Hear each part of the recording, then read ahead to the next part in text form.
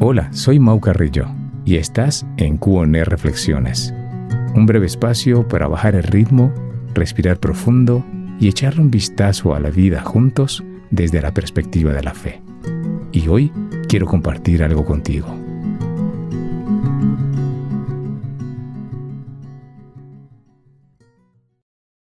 Hace unos 2 veranos atrás, estaba paseando con mi esposa por Cantabria. Visitábamos uno de los pueblos tan bonitos que hay por ahí. Y caminando por una de sus calles, me encontré con un cartel que me hizo sonreír. Decía, "Cojones del Anticristo". Sí, has escuchado bien. Obviamente, saqué el móvil, no me pude resistir, hice una fotografía que sigue siendo parte de los recuerdos de aquel verano. Pero por si alguien nos escucha desde fuera de España, aquí, cojones es una forma bastante coloquial de decir testículos. Así que imagínate encontrarte ese nombre en el escaparate de una tienda mientras vas caminando tranquilito, disfrutando del paisaje. Pero resulta que lo que realmente era no tenía nada que ver con lo que podía sugerir el nombre.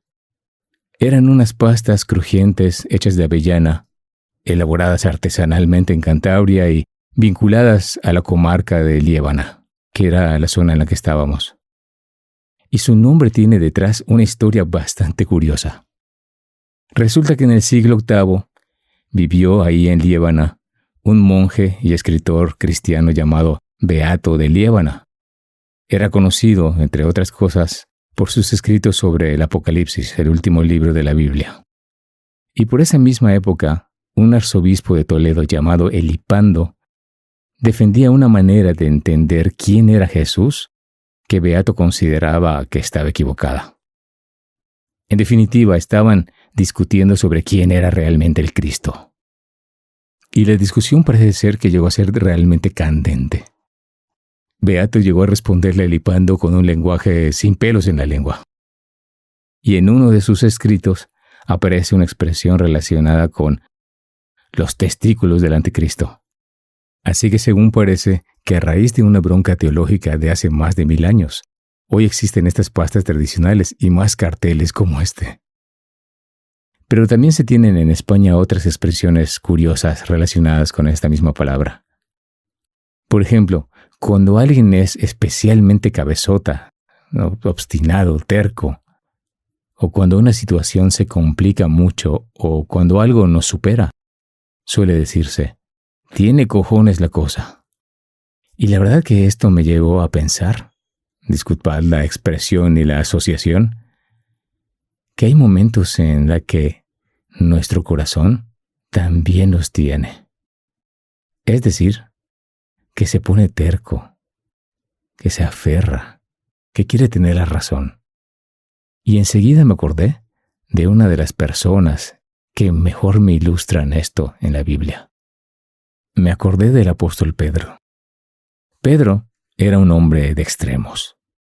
Un día le dice a Jesús cosas como estas: "Tú eres el Cristo, y solamente en ti hay palabras de vida eterna. ¿Dónde más voy a ir? O sea, tú eres evidentemente el Mesías esperado. No hay nadie mejor que tú. ¿A dónde voy a ir si solamente tú eres capaz de revelar las cosas de Dios?". Y poco después, cuando Jesús empieza a explicar que tiene que ir a Jerusalén a sufrir y morir, Pedro lo aparta y prácticamente le dice, "Eso no te puede pasar". En otras palabras, "No, Jesús, tú no sabes lo que estás haciendo. En ese plan no". Y ahí Jesús le responde con unas palabras durísimas. "Apártate de mí, Satanás. No piensas como Dios, sino como los hombres". Y esto es importante. Jesús no está diciendo que Pedro sea Satanás. Está desenmascarando lo que hay detrás de sus palabras. Pedro ama a Jesús. Pedro cree en Jesús. Pedro acaba de reconocer que Jesús es el Cristo. Pero al mismo tiempo tiene una idea de cómo debería ser ese Cristo. Y cuando Jesús no encaja en esa idea, Pedro intenta corregirlo. Y eso me parece verdadera y tremendamente humano. Porque podemos amar a Jesús y aún así tener una imagen de Jesús que se parece demasiado a lo que nosotros queremos que sea. Pedro quería un Mesías, pero todavía no entendía un Mesías que caminaba hacia la cruz. Y unos días después vuelve a pasarle algo parecido. Están cenando y Jesús se levanta. Se quita el manto, se ata a una toalla y empieza a lavarle los pies a todos los discípulos. En aquella época, caminar por los caminos de tierra hacía que los pies se acabaran llenos de polvo. Lavarse los pies era algo normal, relacionado con la higiene y también con la hospitalidad. Lo extraño no era que alguien se lavara los pies. Lo extraño era quién estaba haciéndolo. Jesús era el maestro y, sin embargo, se coloca en el lugar del que sirve. No está haciendo un gesto religioso raro ni realizando un ritual de Pascua.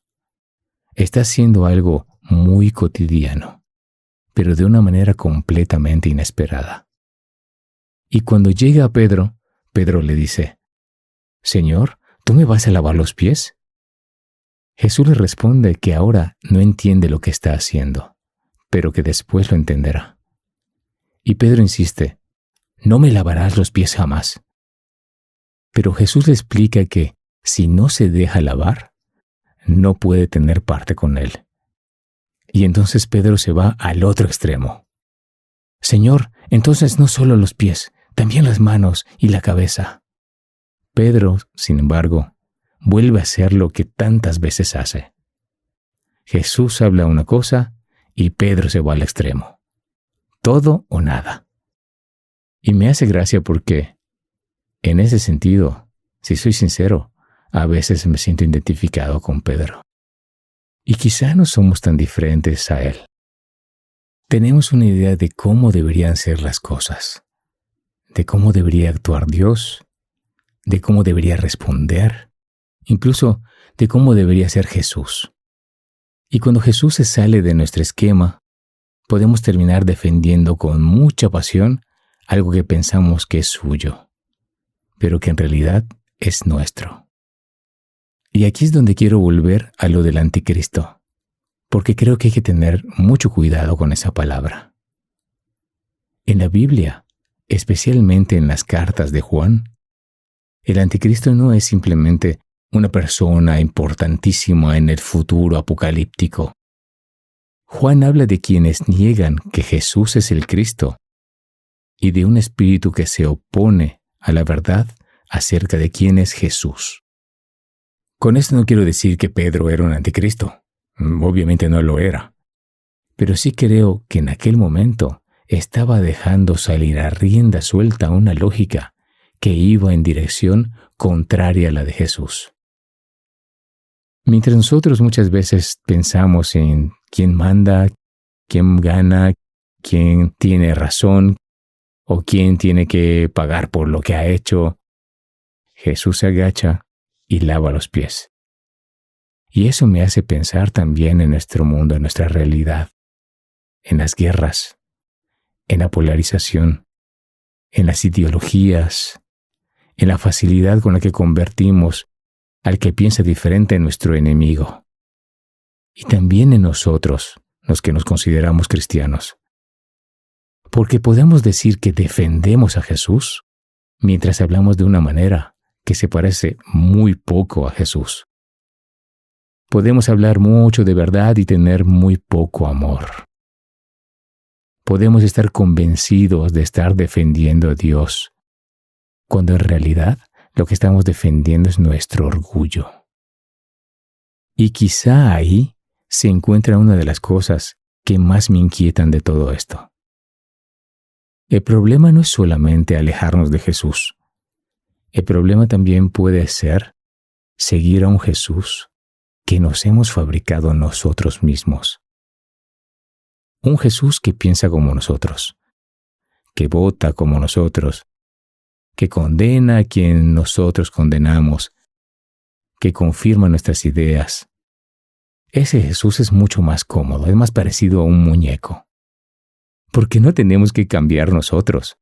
Solo tenemos que conseguir que Jesús se parezca a nosotros. Y quizá por eso la historia de Pedro me resulta tan esperanzadora. Porque Pedro se equivocó mucho, pero no se quedó para siempre en sus errores. Dejó que Jesús le desmontara la imagen que tenía del Mesías. Y poco a poco, también la imagen que tenía de sí mismo. Y hay algo que me parece todavía más bonito. Jesús no esperó a que Pedro estuviera completamente cambiado para ponerse delante de él con una toalla. Lo sirvió antes de que Pedro lo negara. Lo sirvió sabiendo que esa misma noche Pedro iba a fallarle. Lo sirvió sabiendo que Judas iba a traicionarlo. Eso cambia bastante la imagen que tenemos de Jesús. Porque quizá nosotros pensamos que primero tenemos que demostrarle a Dios que merecemos estar cerca de Él. Y Jesús empieza precisamente al revés. Él se acerca, Él se agacha, Él sirve. Y desde ahí nos transforma. Eso es seguir a Cristo. No conseguir que Jesús encaje en mi manera de pensar, sino permitir que Jesús me enseñe a pensar de otra manera. Dejar que yo me vaya pareciendo un poquito más a Él. Y quizá ahí está la pregunta que valdría la pena hacernos hoy. ¿Estoy dispuesto a dejar que Jesús me contradiga?